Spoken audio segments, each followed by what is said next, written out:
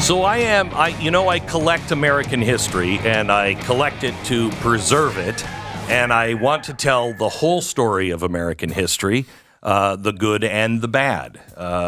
Probably the best example is we have a lot of stuff from Patton, and he was an amazing guy.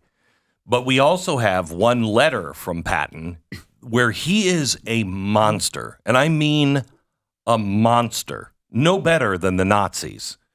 And we all have these conflicts in us, some bigger than other. And we wanted to make sure that we showed both sides of Patton. That we don't make anybody into a hero without showing this is the heroic stuff they did, and this is the questionable or really bad stuff they did. Jeffrey Epstein's Black Book is up for auction. Now, this is not the book that he had when he died. This is a book from around the year 2000 that he lost. Somebody had it. They found it in the street of New York. It's been verified that it is his handwriting and it is his book. They picked it up and then just put it in a box and left it in a storage, unit. And ever since this Epstein thing has been going on, they're like, I got to find that book. I know it, but where did I put that book? They went through their storage unit and found it. Then they brought it to Alexander Historical Auctions, which is a really good auction house. And they put it up with unredacted names and numbers.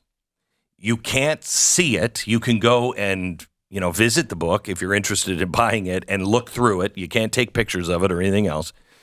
But the Black Book is for sale. They're saying it's going to go between $100,000 and $200,000. Now, my question is this just a passing big, but still like a passing blip? Like, I'm really not interested in the Lindbergh trial. Who cares? Right. You know what I mean? Mm-hmm. It was a big thing at the time. Is this a big thing just at the time? And what would change that, I think, is was he, or will we ever find out, he was an operative for our government or other governments? I don't know. That's kind of the rumor right now, right? Yeah, that he was CIA. Yeah. What's your first thought on Epstein's book, having it? I mean, I'd love to have it just to read the names on the air. Yeah. You'd have to believe, though, if there was some, if it was like George Soros, like we'd already know about it, right? Like, think, that page would be missing. Right, yeah, exactly. Shockingly, all the S's are missing and the G's. Right. So I kind of think that there's maybe not going to be a massive story in it, though it is an incredible... Well, if we were considering really buying it, I would send somebody up to look through it and tell me, is there anything in it? I mean, worth... if it's like Squeaky Fromm, I don't really care. It would be. I would care if Squeaky Fromm had done that. That would have been. That would be crazy. It'd be nuts. That's an interesting one. I mean, because is it just here's a guy who did some really terrible things, like Jeffrey Dahmer merchandise? You're not buying that. Yeah, I'm not buying that. I'm not buying Michael Jackson stuff. Right. I mean, I don't really. Would you buy OJ stuff? Because that was pretty big. Yeah. Yeah, if it was something that wasn't just really big. Flash in the pan. It was pretty big. I have an O.J. Simpson baseball card. That's all I have. A baseball card? Or not baseball. Wow, that's incredible. That is a huge story. Shut up. He played baseball. Football card. Yes. Because I think O.J. is on the level of Lindbergh. Right, historically. Yeah, historically. Like to us right now, obviously it's a lot bigger because it happened in the 90s. But right. In 50 years, I don't know that it's... The only thing that would be worth in that is somehow or another finding a way to capture the African-American response to O.J., setting him free because he was finally able to beat the man. Right. And by the way, jurors from the trial have said that's what they did. Yeah. This is not Glenn making things up. Right. And so if you could capture that, because we're having the opposite right now. People not looking at the facts of anything because they want somebody to win one way or another. And so that is something to happen with jurors. And so it would tell that story, but I don't know how to capture that. And remember, the Epstein thing is tied into powerful people. Even if you just, Prince Andrew, right? Like, I mean, there's certainly, I don't know that he's in that book per se, but I will say that my instinct is yes, you should bid on it, largely because I think one of the things you do at the museum and is part of your mission statement over there is to preserve history that will be erased. And man, the Epstein thing falls directly in that category. Like, we know about it right now, kind of. I don't think we know the whole story. And the powers that be will do everything they can to make sure that goes down some memory hole and we don't remember it, like the Lindbergh case. Correct. Right? Like that, they want that to go away. So actually preserving some of that history, I think, is a good use of resources. Of course, if there's nothing interesting in it, I suppose maybe that's not the case. But man, I don't know. It seems like we still don't know the story on that one. But they'll let you see the whole thing before you buy it? Yes. You can go up right now and make an appointment, and you can go up. I was thinking about sending Jason up there, and you can go up and make an appointment and see what's in it. You can't take a photograph of it, and no copies of it. But you can come back, and then he could tell me this is what's in it. These are the kinds of names that are in it that he could remember. Mm-hmm. Yeah, you need to send someone with a photographic memory up there. I know. Do we have a listener with a photographic memory? That would be great. I will say, it seems like if they're showing it to people, right, and we don't have any leakages on the actual story. Well, they just announced it yesterday, I think. Okay. Yeah. So at some point, you'd think that the story would leak out if there was something amazing in it. Not necessarily, because if you are qualified to go see it, you're signed up to bid, you're a buyer. And if there's something great in it, you don't want anybody to know. Until after you have Correct. it. Right. That's a good point. They each vary in length from only a few lines to over 10 or 15 lines or more each. Each of the entries have several more names included. Additionally, 94 names bear black hand-applied check marks. 5 have been highlighted in yellow. All 5 names, including that of President Donald Trump, interesting that one is out, are well-recognized financial and industrial figures.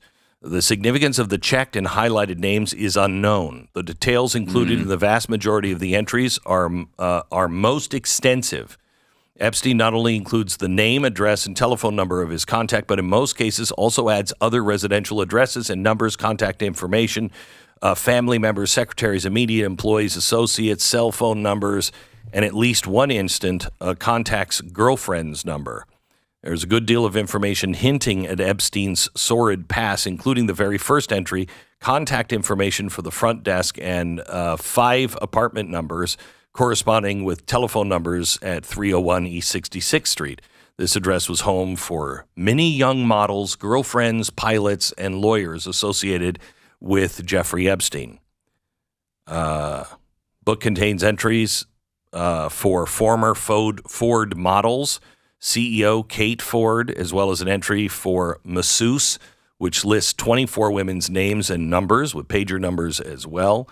The history of this criminal relic is fascinating. The mid-1990s musician living in Manhattan discovered the book lying on Fifth Avenue sidewalk in Midtown. She eventually put it in storage. It was not until 2020, while cleaning out her storage unit, that she realized it belonged to Jeffrey Epstein.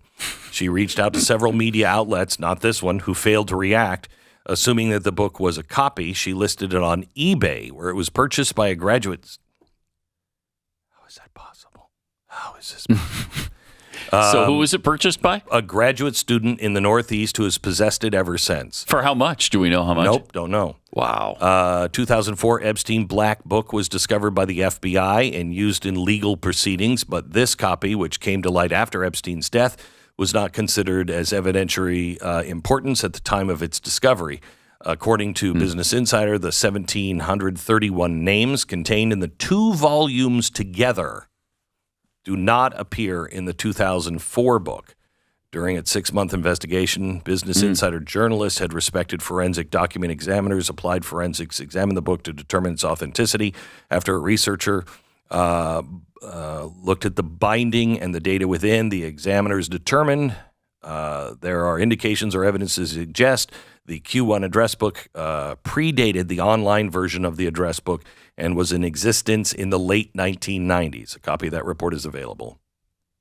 So there's 1,700 names? But we don't know why they're named. Nope. That's interesting. What they released, and it's interesting again, they released Donald Trump and Alan Dershowitz as names in this. Oh, my gosh. Of course. Of course. Donald Trump, Alan Dershowitz, Frederick Fekkai. Do you know who that is? Fekkai? No. Christy Hefner and Edward Kennedy. Huh. Frederick Fekkai, French hairstylist and entrepreneur. Of course. Well, who doesn't have a French hairstylist in their black book? Makes a bunch of products, though. It seems like a big, has a big company making this stuff. It appears. So, what is your first thought? Wow. Yes or no? Should we? I'd say yes. Go look at it, or you would I'd look consider at buying it? And then depending on the names. What is its significance in history, long term? What dirtbags we had in office, I guess. I mean, you're going to find out some things about people, right? Although it doesn't say why. Again, it doesn't say why they're in the book. Right. No. I mean, we know the Alan Dershowitz thing. Like, we already know the person who accused him came out and said, maybe it wasn't him. Yeah, like, he was in there because he's the attorney. Right. Yeah. So it's not necessarily going to have. You don't know if it's going to give you some major story that's going to change history. I will say though, we do also know that Donald Trump threw him out, right, of Mar-a-Lago. Yeah, they had a falling out a long time ago because he was, I guess trying to recruit some of the females, and Donald Trump said, "Get out, don't come back." Yeah, no, they definitely. The Trump thing is, I don't know. I think that's a complete disconnect to the Epstein story from long, long ago. But I will say that otherwise it would have made political hay out of that. Yeah, the Clinton one is much more, I think, significant. Yeah, and that one is. And the Gates, I think the Bill Gates one too. You have to. Some of his comments have been really weird about that. Really weird. Really weird. So were his wife's. I think Bill Gates has flown under the radar as one of, just a weird, quirky guy for so long. I think he may end up being one of the true villains of our time. I think that's quite a lot possible. Of people believe that. Yeah. Mm-hmm. I mean, the things that he wants to do on population control. Yeah. And his connections there, his divorce from his wife, who was like, get away from Jeffrey Epstein. We know who he is. And he wouldn't get away from Jeffrey Epstein, and they divorced. That's kind of a big deal. Kind of a big deal. Yeah, when he's occasionally been pressed on that, it has not gone well for Gates. I mean, we don't know what happened there, but something weird was going on. Very. Yeah. And, he stole all the technology from Xerox in the first place anyway. So